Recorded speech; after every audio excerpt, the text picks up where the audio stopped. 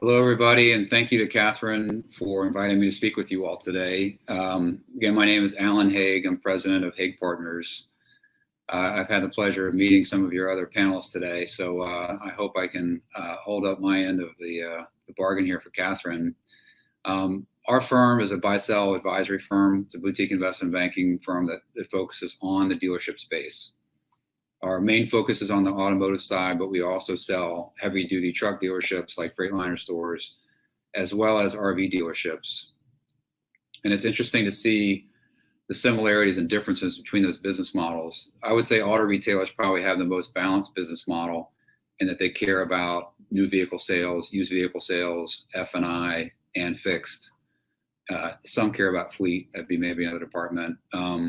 Truck dealers primarily care about new truck sales. Used truck sales is an afterthought. F&I is often an afterthought, but fixed is massive for them. So they're not really trying to make a lot of money off the sale of the truck. It's really getting the customers back over the lifetime of that vehicle, and it's going to run 500,000 miles. And then on the RV side, they really just care about the new. They don't sell many used. They don't really do much in F&I. They try to avoid the customer coming back with complaints about fixed operations. I have a friend that's doing a roll-up now, and RV retailer. He came from Autonation. He's trying to bring some of the strengths of auto retail to the RV business. But over the years, my team and I have been involved in the purchase or sale of about 500 dealerships nationwide. And we've reviewed the financials for thousands more. I don't think we could count the number. So we've seen a lot of businesses in auto retail. A decent number of the businesses that we were purchasing when I was at Autonation or now representing for sale here at Haig Partners have had fleet operations. And, my experience with them is that not many of them do it very well. I think a lot of dealers don't really know what happens in their fleet departments. It's a team of people that sit upstairs in the back and kind of do their own thing, or they live in that little building at the end of the lot that I don't ever go to. And it's a tight-knit group of people that run the fleet operations. And I think the sense is that dealers sometimes feel a little held hostage by these teams. The teams in the past had their own contacts, their own relationships. They worked as a group. And I feel like if they didn't get the compensation they wanted, or a dealer wanted to touch, hey, we think making too much gross, we need to share some of that back with the dealership. The risk is that fleet operation could pick up their Rolodexes, now their cell phones, and walk out the door, go down the street and join the competing dealer and be back in operations the next day. The compensation that we've seen from these teams often eat up really all the gross that's generated, leaving not a lot left for dealers to cover rent, the floor plan interest, the capital involved in that business, the utilities, the insurance, and leave a meaningful profit for the dealer. And I think in some cases, in many cases, we saw dealers having fleet operations really as a way to improve their overall unit sales to look good to the factory versus viewing it as a real profit center. So in some cases, we saw dealerships selling thousands of new units, but it was kind of all show and not a lot of dough, which is a shame because we've also come across fleet operators who view the business quite differently. And I think this is what Catherine and her team is really working hard to accomplish. And they've developed some technology that has changed things. But I think these dealers view the fleet operations as an integral part of their operations. It's not an afterthought. They've got trusted management in there.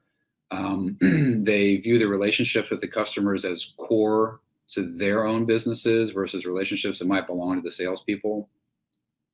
They make sure they focus on servicing the vehicles after the sale. The salespeople in the past just cared about their commission from sale of the vehicle. They weren't necessarily tracking what was happening after the sale. So I think that, the leading dealers that I see in the fleet side and fleet tail almost view it like a different franchise. I have my retail customers that come in to buy F-150s or Expeditions if I'm a Ford dealer. But I've got a totally different group of customers for a totally different group of trucks So I'm paying attention to both sets of customers. And we've seen in some cases where the fleetail can exceed the profits from the retail. And it's not easy to break them out sometimes, but we've seen good dealers do that. So I think a number of you on this call, I don't know exactly who the audience is, but many of you are auto retailers as well. And you know, and you've read all the talk about the changes that have been happening in auto retail. Now, 2020 brought us a change in the form of a pandemic that reversed some trends that have been going on for about 8 or 10 years. Most dealers ended up having their best year ever in auto retail, frankly, thanks to a lack of inventory. When the pandemic happened, production fell. And as production fell, margins went up. Customers had money, they had time, they wanted to treat themselves. They weren't going to Disney World. They weren't going to vacation, to ski. So what did? They wanted to go buy a nicer car or truck. So we had a major lift in gross profits, front-end grosses on new and used, and a big reduction in expenses. People were spending less money on flooring because they didn't have the units, and they were spending less money on advertising because they didn't need to advertise. The customers were coming to them. And as a result of higher grosses and lower expenses, dealership profits went up about 50% on the average dealership last year. So it was just an incredible year. I would like to think that the manufacturers can exercise discipline and keep the supply low so that our margins can stay high and our costs can stay low. But dealers I've talked to laugh at me and say I'm naive if I am hoping for that. So I think many people expect that as production resumes, the margins will fall. I have here some data that I'm going to share with you that's talk about the average front-end gross on a new vehicle. Back in 2011, it was about $2,600. In 2019, that had fallen to about $2,150. So, you know, about $450 decline over that period of time and ongoing. So we see that declining front-end gross is one of the major challenges for auto retailers. We also see another risk is attracting talent to the dealerships. People have a harder time attracting quality people who want to come and spend their days working at dealerships. There are some more new entrants in our industry, whether it's in the form of Carvana, Vroom, CarMax, Sonic is rolling out Echo Park, and certainly dealers are trying to use digital retailing to expand their share. There's some other tech challenges out there, like new brands. If you talk to a luxury dealer in California right now, I don't think they expected Tesla to take as much share as they have. That's been a major competitor for luxury customers, and that's going to go down scale also as Tesla comes out with trucks. Electric vehicles could put pressure on the fixed operations department of dealerships. The reduction in the number of miles driven hurt service departments last year. Our hope is that as people go back to school and go back to work, the number of vehicle miles driven per year is going to increase, and people are going to come back to the service department to get their vehicles repaired and maintained. But there's a chance that we've seen a permanent reduction in the amount of travel that's going to happen in this country as people can work from home or go to school from home. And I think another trend that I see that hasn't happened yet, and when I first started Autonation back in 1996, I wrote a business plan for the new car company that called for Autonation that would have economies of scale, national brands, or a national brand, national marketing, best practices, biggest inventories, et cetera, and we would take share from smaller dealers. That didn't really happen for a number of reasons, primarily because the talent of management still trumps the size of the enterprise, in my opinion. So smaller dealers have been able to compete very effectively with the largest chains. But I think we're going to start to see that erode because younger consumers are buying differently from the way that I do, or maybe you do. And, you know, it used to be you go to dealer row and you drive up and down until you see a car you liked, or you want to go to a certain dealership. You know, today, this is how consumers are shopping more and more. I have my second oldest son right now is trying to buy a vehicle, a used vehicle, and he's really frustrated with the dealership experience. And he's asking himself, why don't I just do the Carvana thing? I'm encouraging him to go back to franchise retail since that's our customer base, and I think it's a good experience for him, and I think he'll be successful. But this real estate is going to be owned by the largest players. those that have the most inventory, those that have the biggest advertising budgets. A lot of people are never going to drive by a dealership looking for a car. They're not going to open up the yellow pages, or they're not going to go to the newspaper. It's going to be who owns the real estate on this phone. So I think that's a challenge for many dealers as well. So I'm not at all doom and gloom on the car business. There's certain things that I believe can benefit dealers going forward, including a growing population base. I think we're going to add another 30 million people in this country in the next 10 years or so. We've also seen a shift away from Uber and Lyft back to private vehicle ownership. So tech changes don't always stick.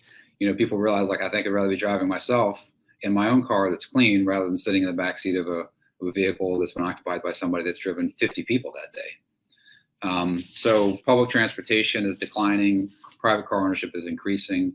Those are good trends for our industry. There's also been a shift away from cities for many families that realize, hey, I need more space for my work, for my kids. I can work from home now. I don't need to be 5 blocks away from the office. That's going to help auto sales, in my opinion. And I think even if we see pressure on the new vehicle department from declining margins, or on the used side, I think that dealers are getting better and focusing on some of these departments, and they've realized the size of the used vehicle industry is almost 3 times the size of the new vehicle industry. And also dealers have gotten really good at F&I. So that said, there's some pressures that are going to be difficult for dealers to handle. I think commercial vehicles can offer a big time solution to those difficulties in terms of declining margins. Commercial vehicles have got unique specifications that are going to help you have a higher gross because you're not competing with the guy who has the same unit down the street. In terms of attracting people, I think dealers can offer employees a real career as opposed to a sales position that they want to have to hit the ups or to manage a BDC. These are salespeople that are talented and can work 9 to 5 and not have weekends. And in terms of defending against new entrants like Carvana, I think since many of these transactions are more complicated and based upon relationships, it's going to be hard for an algorithm and a website to satisfy a commercial vehicle buyer's demands. And I also think commercial vehicle operators are going to have an excellent opportunity servicing all the trucks that are going to be out there delivering goods directly to our doors, whether it's Amazon or Walmart or Target or UPS. As I go to the store less, the store comes to me more. And so I think many dealers are going to have an excellent opportunity to service these vehicles.